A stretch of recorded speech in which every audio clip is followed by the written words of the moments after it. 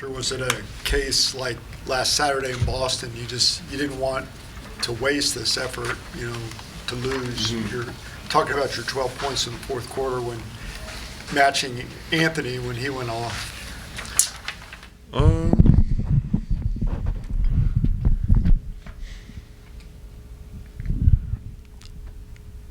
So I guess like the whole story of the game is obviously we let the lead go away, but if you talk about like just the fourth quarter, we're not thinking about this in the moment. So yeah, it's just gotta get a win no matter what.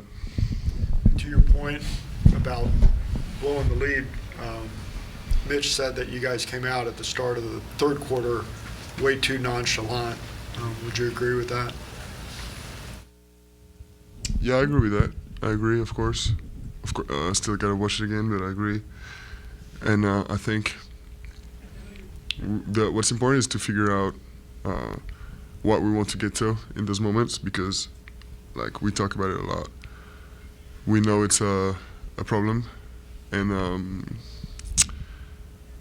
I know and kind of hope like our mind is in the right place, but it's just. I think it's basketball things, and I think it was same in the first quarter. Like I think our mind's in the right place, but we gotta know like where to get to. Having said that, the way you are able to close and sort of hold them off, does that sort of make you feel better about kind of the way this team's trending? I mean, make me feel better. I already feel good about where the team is trending, but it's yeah, it's just progression. I mean, in my mind, if it were smooth other way, I mean, it would be no fun. It's of course every team has their difficulties, and it's just we got to figure it out. It's about how quick we can get over them. When you guys are rolling the way you were in the second quarter, like what's that feel like? Like is it like a contagious type feeling or? Yeah, contagious that feeling for sure. I think it goes both ways. Like also when you unfortunately like when you do the things wrong, it's contagious as well, and it's important to stop it early, And we definitely got the talent to do that. But yeah, on the other hand, when you have it run like this. It's just, and when everybody is participating in it, it is contagious. Yeah. Vic, just talked to Anthony Edwards and the game winner on Sunday that he had, the 55 tonight, asked him what it is about playing against the Spurs, and he said with a smile, they have Wemby. So when you know that one of the game's best players gets up for you like that, I know you already know that, but when it happens like that, and that guy's having that type of game, you just talk about kind of going back at him within the game itself. Mm-hmm. What was the question? If you could talk about going at a guy, one of the game's best, who gets up for you, and kind of going against him as well within the framework of the game. Okay. Now I don't know if that answers your question, but I definitely appreciate the person for being dishonest. I think it's today in our job. I think it's a real power to have the strength to be honest about things. Like he's not backing away from. Questions, and but no, it's an honor, and it's the best things to have the best players go as hard as they can, because first of all it makes us better, it makes me better, and it's a show of respect and also like of progress, stepping up, because now the standings make us that we're a respectable team. Thinking on this second missed free throw there at the end, in the manner that you missed it. Not much thought, I can guarantee you that. When you talk about not wasting performances, obviously if you're on the end of it where you put up 55 and you lose, that's one thing. But to be on the other end of that and to come out with a win when a player has gone out of his way to score 50, what is that feeling like for you guys? For me, the feeling at the end of the game, like the most important thing we're going to see when we look back after 82 games is, okay, today on January 17th or whatever, W, that's what we're going to remember. But right now, as we're progressing towards the next game, we're not fully satisfied, you know. It's a nuanced win because they weren't back-to-back. They had some starters sitting out. This is why I say it's a nuanced win. You know, it's a lot we have to correct, but it's still a win. You know, and that's the main thing I focus on. And I'm happy about once the buzzer goes off.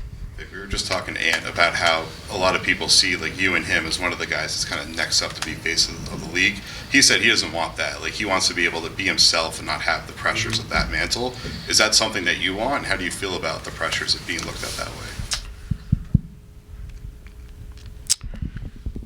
I think it's a good thing to be guided in life in general, and for us, it's a great thing to be grounded in this. Like the good thing is to keep to be yourself, because if we want to last in this league, you know, we can't play a role for 15, 20 years. So at some point, it's like if you think you're a good person, just be yourself, and like sometimes people are gonna be angry at you, sometimes people are gonna love.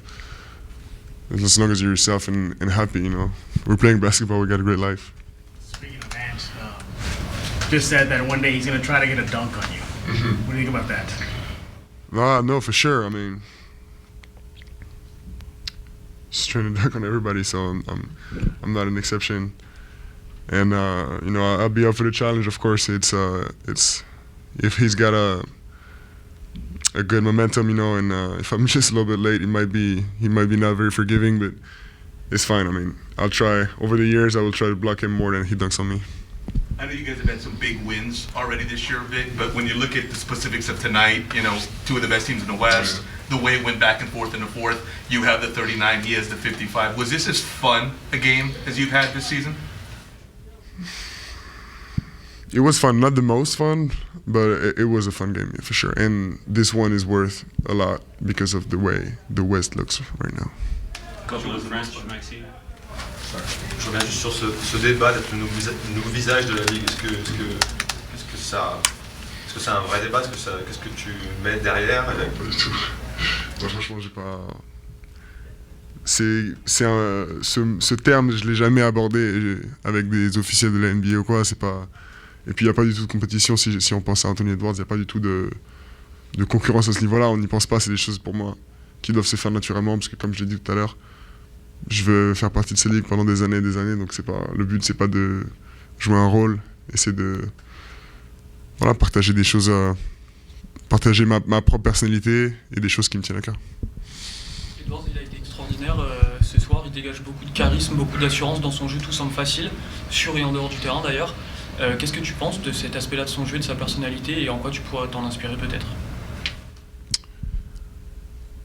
T'es en train de dire que j'ai pas de charisme là? Non, en vrai, non, je trouve que c'est effectivement, il est assez honnête vis-à-vis de lui-même, sur et en dehors du terrain, et sa personnalité ressort beaucoup dans son jeu. C'est une force pour moi. C'est parce que je peux affirmer qu'il ne ferait pas ce qu'il fait, malgré ses capacités physiques évidentes, il ne ferait pas ce qu'il fait sans son assurance et sa confiance en lui. C'est le cas pour toi aussi? C'est ce que tu fais aussi sur le terrain? Ouais, bien sûr. Je pense que ma personnalité ressort sur le terrain aussi. Et mais après, on est deux personnes différentes. On est très différents, même si on a des choses en commun. Merci.